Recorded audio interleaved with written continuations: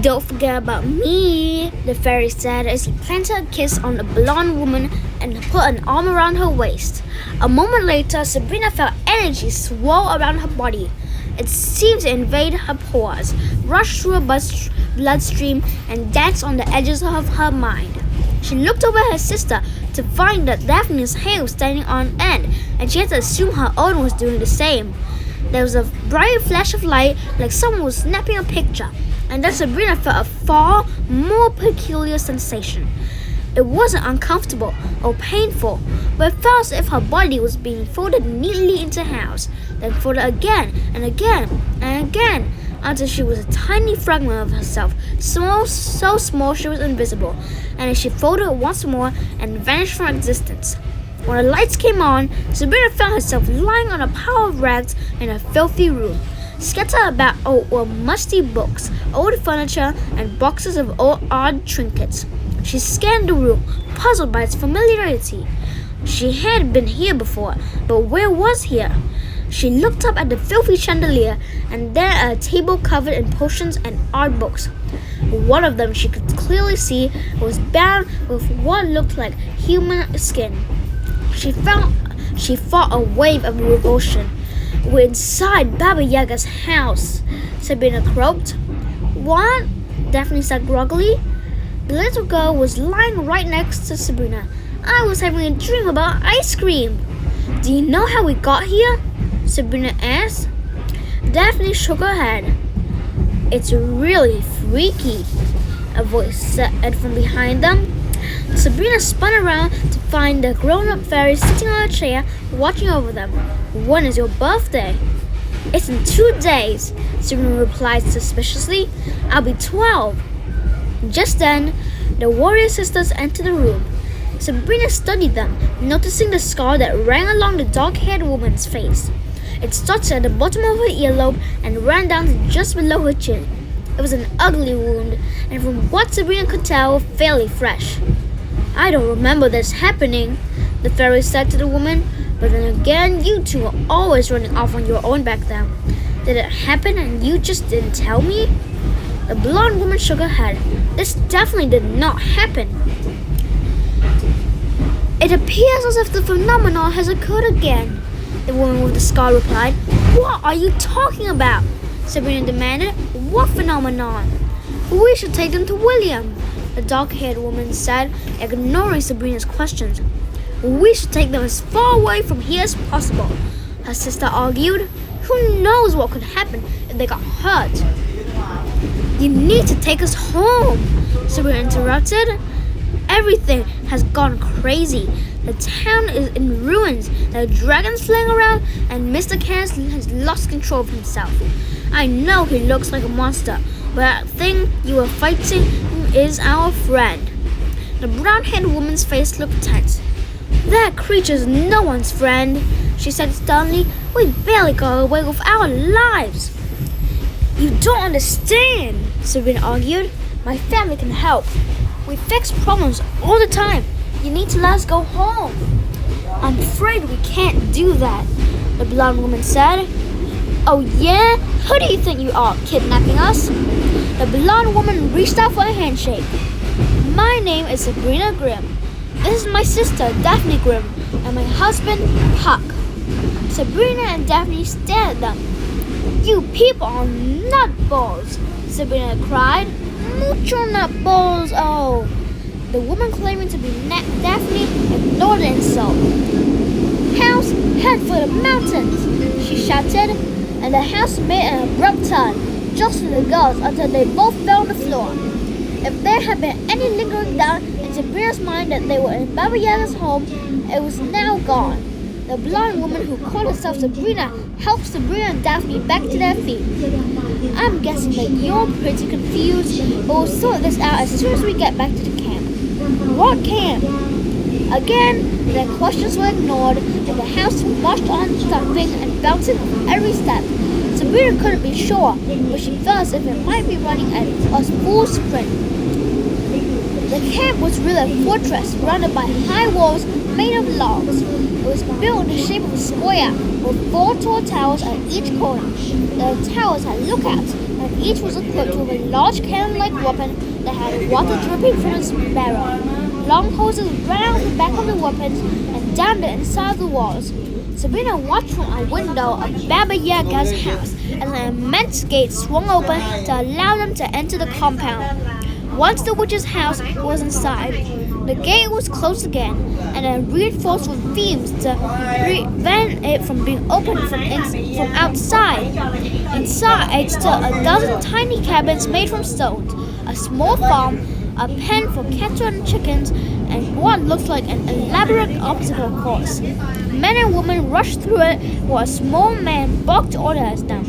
The house trotted over to a well and awkwardly dropped to the ground. Sabrina noticed long tubes attached to cannons ran down into the well, and she understood that the weapons in the tower shot water, probably approaching dragons. A moment later, the fairy who claimed to be Puck opened the door. Waiting outside was an elderly man wearing what appeared to be a burlap sack he had fashioned into a shirt and pants. "How goes it, faithful John?" the fairy asked, taking the man's hand and shaking it vigorously. "All is quiet, so all is good," the man said with a smile.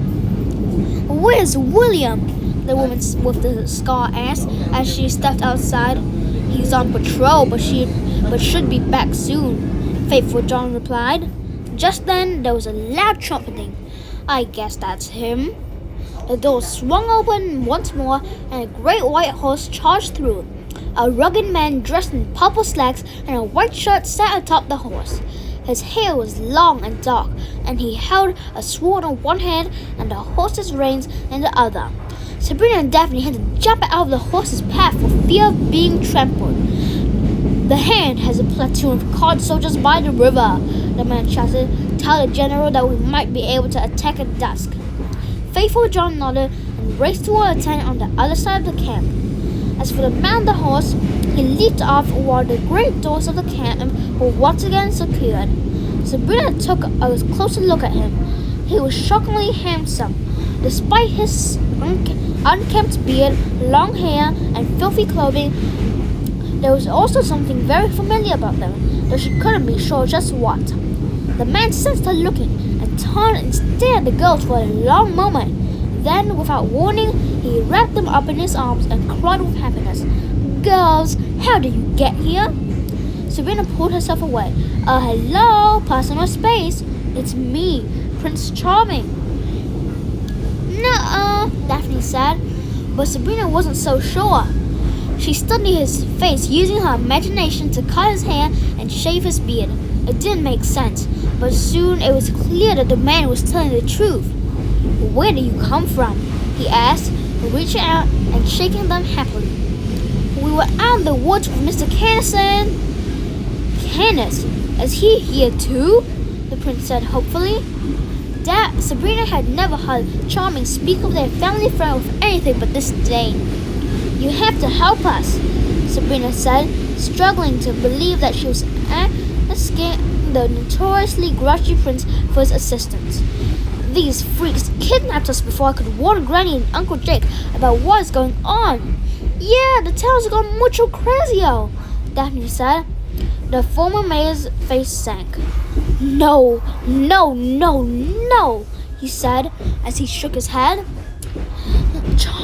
Charming, we have to do something.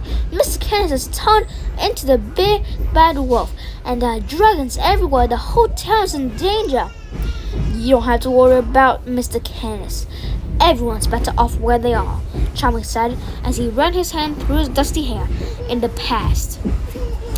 "Not you too," Sabrina groaned. "I've had with this practical joke. What do you want me to say? I believe you? You fooled me." "You fooled me? Well, forget it. It takes a lot to pull a prank on me." "It's not a prank," the blonde warrior said. "Fairyport Landing has been like this for almost 15 years. "That's impossible," Sabrina exclaimed as she felt her sister slip her hand into her own and squeeze tightly. "Sabrina," the woman continued, "I'm you. I'm 26 years old. In 2 days, I'll be 27. She turned to the dark-haired woman she called her sister. "And this is Daphne." Sabrina studied their faces.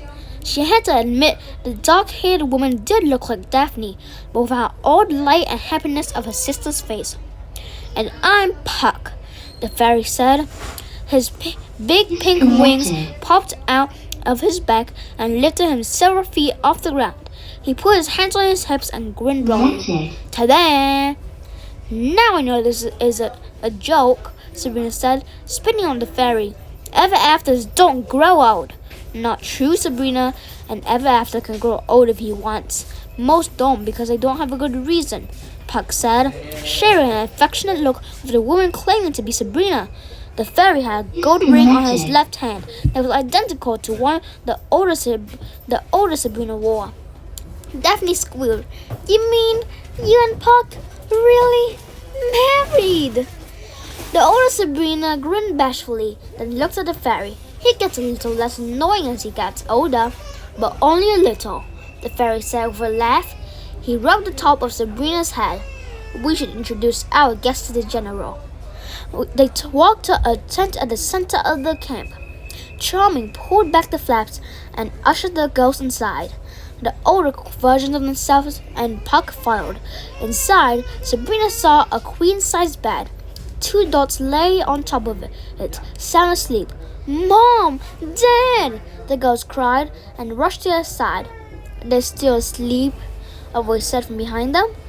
It was odd and crackling, but oddly familiar. Sabrina turned around and saw an old woman in a wheelchair in the door of the tent. "Girls, I'd like to introduce you to the general," Charming said. Sabrina studied the woman closely. She wore a bright yellow dress and a matching hat with a sunflower applique at its center. Trotting around her chair were 4 Great Dane puppies. She was incredibly old, but her eyes still had a youthful glimmer. "Granny Rhoda!" Daphne cried as she raced across the room and wrapped the old woman in a hug. Sabrina followed more slowly, shocked at how old Granny looked. "There's a name I haven't heard in many years," the woman said. She studied the girls' faces and then turned to their older counterparts with a confused expression. "It's a long story, old lady," Puck said. "Well, I suppose you better start telling it," Granny replied. The group shared a meal of potatoes, venison, and black bread while the recent events were explained to the future version of Granny Rhoda. During the meal, she studied maps and reports provided to her by soldiers who waited for her orders and ran off to perform their duties. Sabrina watched the old woman closely, noticing the deep lines on her face and the trembling, arthritic hands. Sometime during the meal, a little man wearing a crude military uniform emblazoned with dozens of bright badges and medals came over to the table. He was the same man they had spotted training the soldiers. He saluted the old woman with great respect. They briefly discussed the forces at the riverside and agreed on the best strategy for attack. When the conversation was over, he saluted Granny Rhoda again and then disappeared. It took Sabrina several minutes to realize who he was. "That was Mr. Seven," Daphne said. "Actually, we call him Captain Seven," Granny Rhoda replied. "Captain Seven is a great leader and demands quite a bit of respect around here," Charming explained. "He's been responsible for many of our army's successes." "Why do you need an army?" Sabrina asked. "To fight the Scarlet Hand, of course," Granny said, as she tossed chunks of her dinner to her 4 impatient puppies. "Since the Master Roads, we've been one of the main fronts in the battle for human freedom. There are other units scattered around the world, and I've been leading the charge. That's how I got my little nickname. The truth is, without Seven and the brave members of the army, we wouldn't stand a chance. The Master and his hand are relentless." "But how did it get this bad?" Daphne asked as she glanced. That seems to be the end of this video. I'll send more later.